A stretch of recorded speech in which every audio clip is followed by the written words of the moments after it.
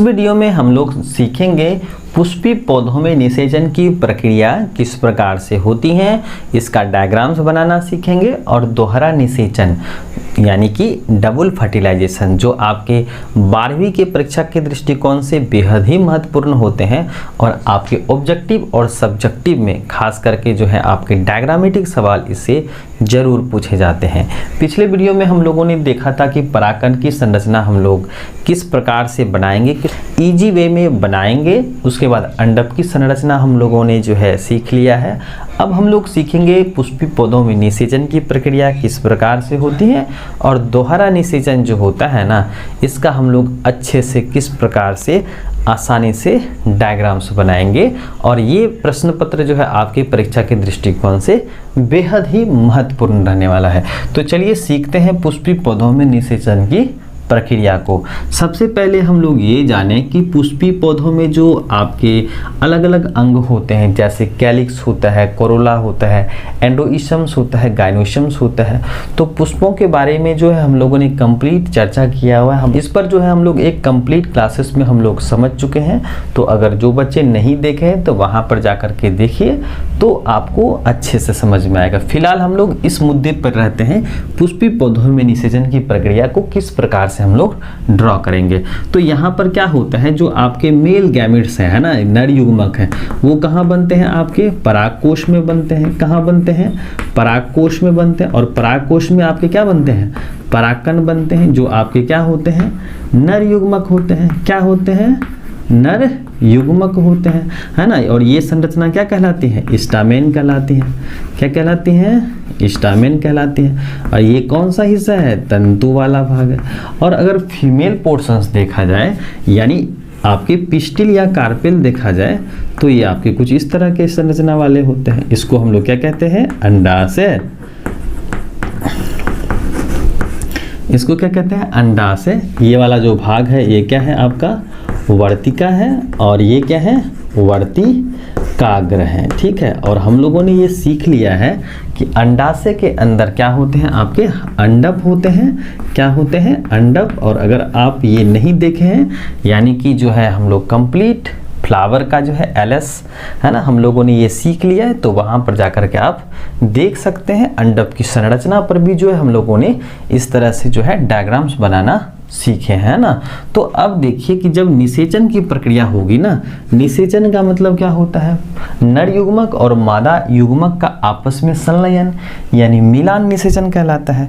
तो नर युग्मक क्या है, आपके परागकण है, मादा युग्मक कहाँ है, आपके अंडप है। तो इन दोनों का मिलान होना है ना। तो इस तरह से जो है आपके क्या होते हैं, ये आपके कार्पेल या पिस्टिल वाले भाग हैं, है ना। और इसके अंदर क्या है, आपके ये अंडाशय है ना। उसके बाद ये आपके क्या है, वर्तिकाग्र वाले भाग हैं, जिसको क्या कहते हैं, स्टिग्मा कहते हैं। अब होता क्या है कि परागकण जो है ना, क्या है, आपके परागकण है, यानी नर युग्मक है, यानी ये आपके मेल गैमेट्स हैं। तो ये कहाँ बनते हैं, आपके परागकोश में बनते हैं। ठीक। अब देखिए ये जो परागकण होते हैं ये कहाँ है, परागकोश में है। और जैसे ही क्या होते हैं, ये वर्तिकाग्र तक पहुँचते हैं, तो ये जो स्थानांतरण है परागकण का परागकोश से निकलना, क्या है, परागकण कहाँ बनते हैं, तो परागकोश में बनते हैं। तो परागकण कहाँ से निकलता है, परागकोश से निकलता है और वर्तिकाग्र तक पहुँचता है। तो ये जो प्रक्रिया है स्थानांतरण की, इसी को हम लोग क्या कहते हैं, परागन, या अंग्रेजी में इसको क्या कहते हैं, पॉलिनेशन कहते हैं, है ना, पॉलिनेशन कहते हैं। अब समझिए कि जब पॉलिनेशन होता है तो आपके परागकण कहाँ पहुँचते हैं, ये आपके वर्तिकाग्र पर पहुँचते हैं। और हम लोगों ने ये भी सीख लिया है कि परागकण का परागकोश से निकलकर वर्तिकाग्र तक पहुँचने की प्रक्रिया को क्या कहते हैं, हम लोग परागन कहते हैं। और परागन का मुख्य उद्देश्य क्या होता है, निषेचन करना, यानी नर और मादा का संयुग्मन करना होता है ना, जिसको हम लोग फर्टिलाइजेशन कहते हैं। अब देखिए, अब ये तो क्या होता है, परागकण पहुंचे कहाँ पर, वर्तिकाग्र पर, जैसा कि यहाँ पर आप देख सकते हैं। तो ये क्या है, वर्तिकाग्र वाला भाग है। और हम लोगों ने परागकण का जो है कंप्लीट स्ट्रक्चर समझ लिया है। तो यहाँ पर हम लोग को सुविधा होगी। और जिन बच्चों ने जो है नहीं देखा है तो वो आप जाकर के जो है आप 12वीं कक्षा के जो है डायग्राम में आप प्लेलिस्ट में जाकर के देख सकते हैं, है ना। तो ये आपके परागनली हैं, जो आपके ये स्ट्रक्चर क्या है, अंडप है, ठीक है। और इस पर जो है ना आपके 8 सेल्स जो है इस तरह से अरेंज होते हैं, यानी कि 3 जो है आपके चलाजल इंड की तरफ होते हैं, 3 माइक्रोपाइल इंड की तरफ होते हैं और 2 जो है आपके यानी पोलर कोशिकाएं होती हैं। इसी तरह से है। अब देखिए ये क्या है, आपके अंड कोशिका है, क्या है, एग या ओवम कोशिका है। और 2 जो आपके साइड में है ये क्या है, आपके सहायक कोशिका, क्या है, सहायक यानी साय नर जिड सेल्स हैं। इसी तरह से और बीच में क्या है, आपके पोलर न्यूक्लियाई हैं, क्या है, पोलर न्यूक्लियाई हैं, ठीक है। इसको हम आप सेकेंडरी केंद्रक भी कह सकते हैं। और ये क्या है, आपके एंटीपोडल कोशिका है, क्या है, एंटीपोडल सेल्स हैं। अब देखिए होता क्या है कि जब परागकण यहाँ पर वर्तिकाग्र पर पहुँचते हैं तो परागकण की संरचना तो हम लोगों ने देख लिया है। परागकण की संरचना में इसके अंदर में क्या होते हैं, 2 केंद्रक होते हैं। और अंदर में क्या होता है, कायिक, क्या होता है, एक कायिक केंद्रक होता है, यानी कायिक केंद्रक मिलता है। और दूसरा क्या मिलता है, जनन केंद्रक मिलता है, क्या मिलता है, जनन केंद्रक मिलता है। इस तरह से तो जैसे ही परागकण का वर्तिकाग्र तक आ गया यानी पहुंच गया यानी पॉलिनेशन हो गया, तो इसके अंदर से ना जहां पर जर्मपोर होता है इससे क्या निकलता है, आपका एक ट्यूब लाइक स्ट्रक्चर। इसी को क्या कहते हैं हम लोग, परागनली कहते हैं। क्या कहते हैं, परागनली कहते हैं। तो ये परागनली जो है किसके लिए, यहाँ पर जो जनन केंद्रक है ना वह कहाँ तक पहुँचाते हैं, इस फीमेल गैमेटोफाइट के अंदर पहुँचाते हैं। तो इसके अंदर में क्या होता है, जो जनन कोशिकाएं होती है ना ये क्या कर जाती हैं, 2 हिस्सों में डिवाइड कर जाती हैं।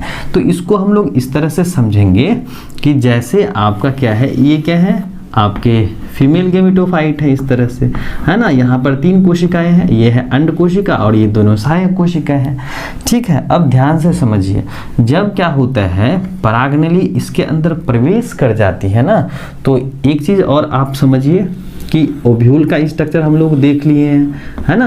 अगर आप नहीं देखे हैं तो प्लेलिस्ट में जाइए, वहाँ से आप समझ सकते हैं। तो परागनली का जो है ना, यानी परागनली जो है प्रवेश करता है फीमेल गैमेटोफाइट के अंदर। अगर वह चलाजा की तरफ से प्रवेश करेगा तो उसको हम लोग क्या कहेंगे, चलाजोगेमी, क्या कहेंगे, चलाजोगेमी। और अगर वह परागनली जो है वह इंटेगुमेंट के थ्रू प्रवेश करेगा तो उसको क्या कहेंगे, मीजोगेमी, क्या कहेंगे, मीजोगेमी। और अगर वह माइक्रोपाइल के थ्रू प्रवेश करेगा तो उसको क्या कहेंगे हम लोग, पोरोगेमी, क्या कहेंगे, पोरोगेमी, या इसी को बोलते हैं माइक्रोपाइलर फर्टिलाइजेशन, ठीक है। अब देखिए ये तो प्रवेश कर गए जिस किसी भी रास्ते से करे, यानी कि पहला आपका है चलाजोगेमी, दूसरा है मीजोगेमी और तीसरा है आपका पोरोगेमी। तो इस तरह से तो प्रवेश कर गया। अब जैसे ही प्रवेश करे ना परागनली तो इसके अंदर तो आपके 2 केंद्रक होते हैं, है ना। ये जो मेल न्यूक्लियस होते हैं यानी जनन केंद्रक होते हैं, ये 2 भाग में बढ़ जाते हैं। तो पहला जो केंद्रक होता है ना वो आपके जो है एग सेल्स से फ्यूज करते हैं। तो ये आपके क्या है, फीमेल युग्मक है यानी ओवम या एग है। और उसके बाद जो प्रथम नर केंद्रक होता है ये दोनों मिलकर के क्या बनाते हैं, जायगोट, क्या बनाते हैं, जायगोट बनाती हैं, यानी कि युग्मनज बनाती हैं। क्या बनाती हैं, युग्मनज बनाती हैं। और जो द्वितीयक केंद्रक होता है ना वह आपके पोलर कोशिका के साथ, यहाँ पर जो है पहले से है आपके पोलर कोशिका, है ना। और जो है सेकेंड मेल न्यूक्लियस के साथ मिलकर के क्या बनाती हैं, 3N बनाती हैं, जिसको हम लोग क्या कहते हैं, PEN कहते हैं। क्या कहते हैं, PEN कहते हैं, जिसको हम लोग प्राइमरी एंडोस्पर्म न्यूक्लियस कहते हैं। तो PEN का पूरा नाम क्या हो गया, PEN का पूरा नाम क्या हो गया आपका, प्राइमरी क्या हो गया, प्राइमरी एंडोस्पर्म न्यूक्लियस, क्या हो गया, प्राइमरी एंडोस्पर्म न्यूक्लियस। इसको हम लोग क्या कहते हैं, 3N कहते हैं। क्या कहते हैं, यानी कि भ्रूणपोष कहते हैं। तो ये जो प्रक्रियाएं हैं इस प्रक्रिया में क्या होता है कि जो आपके पोलर केंद्रक होते हैं, पोलर न्यूक्लियाई होते हैं, ये दोनों फ्यूज करते हैं। तो पहले क्या बनाया, ये आपका 2n बना लिया है ना, यानी कि ये 2n बना लिया, और उसके बाद जो द्वितीयक नर केंद्रक होता है ना, इसके साथ फ्यूज करके क्या बनाया, प्राथमिक भ्रूणपोष कोशिका बनाई या केंद्रक बनाई। और ये जो आपके ओवम कोशिकाएं हैं, ये प्रथम यानी कि फर्स्ट मेल न्यूक्लियस मिल करके क्या बनाया, आपका जाइगोटिक सेल्स बनाया। और हम लोगों को पता है नर युग्मक मादा युग्मक जब संयुग्मन करेगी तो युग्मनज बनेगा, जिसको हम लोग फर्टिलाइजेशन या सेनगेमी कहते हैं। तो ये जो कंसेप्ट पहली बार बताया गया था ना, वो आपके 1898 ईस्वी में जो है ना, नवासीन नाम के वैज्ञानिक ने बताया था। कौन बताए थे, नवासीन नाम के वैज्ञानिक ने बताया था 1898 ईस्वी में।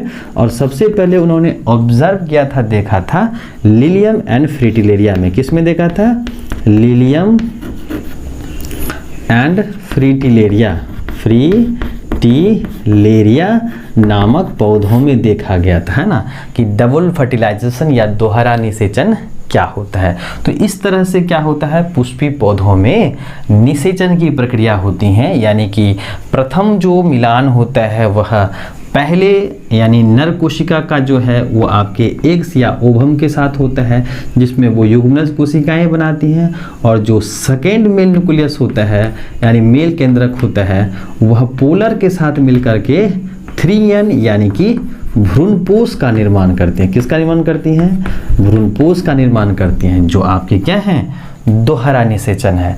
तो याद रखिएगा डबल फर्टिलाइजेशन में इस तरह का प्रोसेस होता है। और ये कंसेप्ट ठीक है, तो आपके जो है ये डबल फर्टिलाइजेशन का कंसेप्ट किसने दिया, सर्वप्रथम किसने ऑब्जर्व किया था, तो याद रखिएगा नवासीन नाम के वैज्ञानिक ने दिया था। कब दिया था, 1898 ईस्वी में दिया था। और पौधे का क्या नाम था, लिलियम एंड फ्रिटिलेरिया। तो आज हम लोगों ने सीखा फर्टिलाइजेशन किस तरह से होता है, यानी निषेचन होता है, और दोहरे निषेचन का जो प्रोसेस है ना, तो इस तरह से आप आसानी से समझ सकते हैं। आप स्क्रीनशॉट्स भी ले सकते हैं, है ना। तो यहाँ पर क्या होता है, आपके जो डबल फर्टिलाइजेशन है, क्या है, डबल फर्टिलाइजेशन है यानी दोहरा निषेचन है। इसमें क्या होता है, आपके जो एग सेल्स होते हैं, क्या होते हैं, एग सेल्स होते हैं, वह किसके साथ, फर्स्ट मेल केंद्रक के साथ, मेल न्यूक्लियस के साथ मिलकर के क्या बनाते हैं, जाइगोट बनाते हैं। क्या बनाते हैं, जाइगोट कोशिका बनाती हैं। और आपके पोलर कोशिका जो हैं, क्या हैं, पोलर सेल्स जो हैं, किसके साथ मिलकर के, सेकेंड मेल केंद्रक के साथ मिलकर के, मेल न्यूक्लियस के साथ मिलकर के क्या बनाती हैं, एंडोस्पर्म बनाती हैं। क्या बनाती हैं, एंडोस्पर्म कोशिका बनाती हैं, यानी कि 3n बनाती हैं। और ये क्या बनाती हैं, 2n। तो ये आप जो है दोहरा निषेचन में आप याद रख सकते हैं, है ना। तो ये आप स्क्रीनशॉट्स भी ले सकते हैं, है ना। और ये आपको अगर वीडियो पसंद आई तो अपने दोस्तों के साथ भी शेयर कर लीजिएगा, क्या है कि उन सारे बच्चों के लिए भी या उन सारे सहपाठियों के लिए भी जो है यह टॉपिक बहुत ही महत्वपूर्ण होगा, क्योंकि जो है इस तरह से आपके परीक्षा में पूछे जाते हैं ना, जो आपके 12वीं के परीक्षा के दृष्टिकोण से बेहद ही महत्वपूर्ण रहते हैं।